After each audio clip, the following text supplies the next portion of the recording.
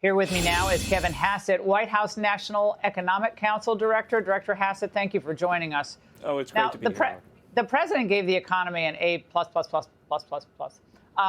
But you know this, I know this. The November Fox News National Survey found that 76% of voters still view the economy negatively, and that's up from 67% who said the same thing in July. So you've watched these trends over the years. You've seen the ups and downs. What explains that in particular? Well, first of all, don't forget that because of Joe Biden, then a typical family buying a typical home would have to spend $1,200 a month more on their mortgage. Because of Joe Biden, groceries went from $400 for the typical family for a month to $525. And we're making an enormous amount of progress. People's purchasing power has gone up by $1,200 already this year.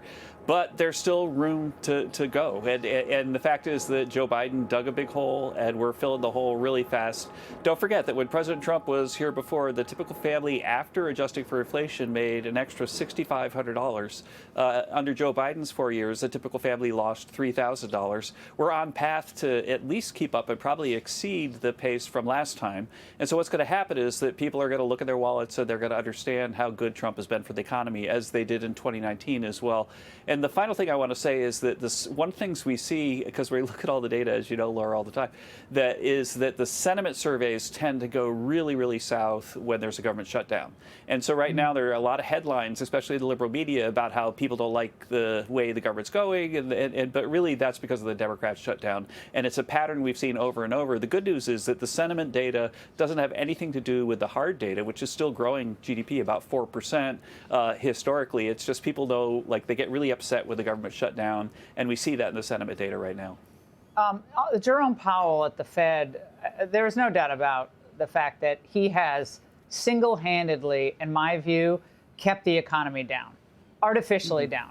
So the interest rates should have come down in the summer, probably at least 1-2 times. It should have been brought down, but it doesn't look like that's happening. Not happening before the end of the year, obviously. Maybe next year, but is that going to be, in your view, too little, too late, especially what he did as a big wet kiss to Biden before the last election? No, I think that basically what the Fed is doing right now is that Jay Powell has done the right thing, which is he's taken the far left people of the board and he's coalesced them around, it looks like, a rate cut, which is the right move right now. I might like a bigger one, but I think that that's what the Fed chair has to do. Don't forget, you're managing a committee. And so getting rates down right now, it's a good thing. There's a lot more room to go. And the reason is that it's really important. This is not just like guessing, that because of the Trump boom in supply, because we've got 18 trillion in new factories, with 30 of them groundbreaking between September and now, then that increases supply, that puts downward pressure on prices and upward pressure on growth. And so that's the kind of room that we had in the 1990s when Alan Greenspan gave us 4 or 5 years in a row of really low interest rates and really high growth. And that's something that a Fed chair can do again right now. I'm confident. So the rates will come down a little bit, like 0.25%. That's what they're going to do this week. Yeah, that's what they're going to do this week. Yeah, that to me that doesn't count. I know you. I just think this. I mean, I'm with Trump on this. I think this has been foot dragging on the part of the Fed, but I guess a little is better than nothing at this point. A little but I is think better that's than nothing. Yeah. That was a big drag on you guys. I mean, it has been for many months. And President Trump is going to put his person there, and he's got lots of great candidates. And once his person's there, then the Fed will no longer be a problem. Well, maybe you don't want to offend the Fed because you're going to be the next Fed. I know you're not going to speculate on that, Kevin Hassett. But now, job openings and layoffs. I know you've seen the numbers, the BLS numbers. The layoffs reached 1.9 million. That's the highest since 2023. So what is that? Is that AI? Is that migrants leaving the country? Is that automation? And is next year's boom in energy facilities and AI build outs, and is that going to be able to really blunt that effect? Right. Well, we still have to get like the government data that we lost because of the shutdown. And one of the things we're seeing is that payroll surveys, where they call up firms and say, hey, do you have how many people do you have working with you?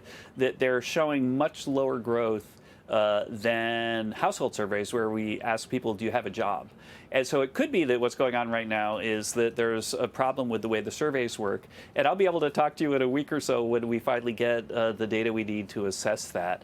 But the bottom line is that GDP growth is 4% right now and accelerating into next year with all the capital spending we're seeing. And there's never really ever in my memory, going all the way back to World War II, not me, but looking at the data, has there been growth that high without job creation? It's just never happened. And so I think that the weaker job numbers are completely inconsistent with the really high GDP numbers. And so what it means is, and also with the high income growth numbers. We saw even on Friday with the income data that we got on Friday showed that over the last 3 months, incomes grew 2.5% after adjusting for inflation. And so there's a lot of good news in the economy. And that's what President Trump is about to talk about.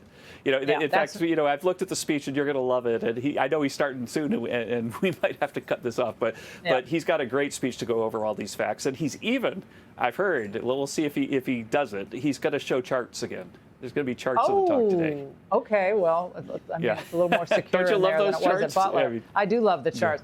Yeah. Kevin, something happened today that I have never heard before, which is any type of semi-credible criticism of the administration as being soft on China. Now, this came from Chuck Schumer. I want to play it for you. Okay. Donald Trump is just selling out America for his own ego and his own gain. That's what he's doing on chips.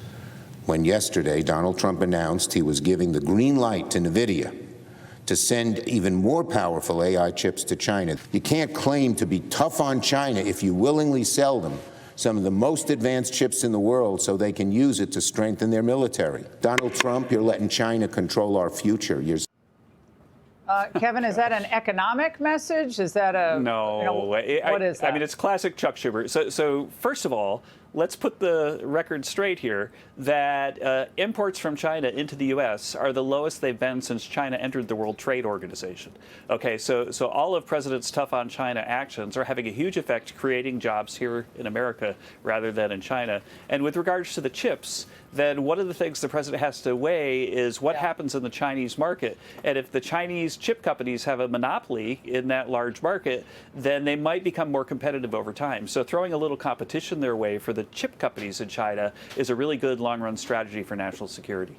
Kevin, you're the best. And President Trump, by the way, we're going to stay with you, but he's just walked out. It's always the long roll up to the lectern. He loves the long walk up, which I love. It's like Sinatra, milk it all the way to the lectern. But this is this is Trump at his finest, is it not, Kevin? He loves being with the people. What should we expect here? Should we expect more events like this in the coming weeks and months? Yeah, absolutely. You know, the president has a lot on his plate, of course. He's like ending wars and so on. But he also understands that now is the time when we're going to start to see the data, the wonderful data that comes out because of the positive effects of his policy with the big, beautiful bill and the rest and his deregulation. And so we're about to have lots and lots of stuff to brag about. And he's going to start really doing that tonight when you see some of the really great pieces of news that we have to share with you in the American people. Where would you tonight. like to see him go next, Kevin? Oh, that's something that I guess my hometown, Greenfield, Massachusetts. That's the only one I can think of right now. Well, you know something? I think it's time to take back New England. The idea that we're going to write off like 12 Senate seats every 4 years, it's ridiculous. Yeah. Manufacturing has to boom back in Connecticut, Massachusetts, Vermont, New Hampshire, Maine. So I agree with you. I hope the president does. I hope he goes to all of the regions of the country because people want to hear him in all states, not just, the battleground states. Hey, Sean Hannity here. Hey, click here to subscribe to Fox News YouTube page and catch our hottest interviews and most compelling analysis. You will not get it anywhere else.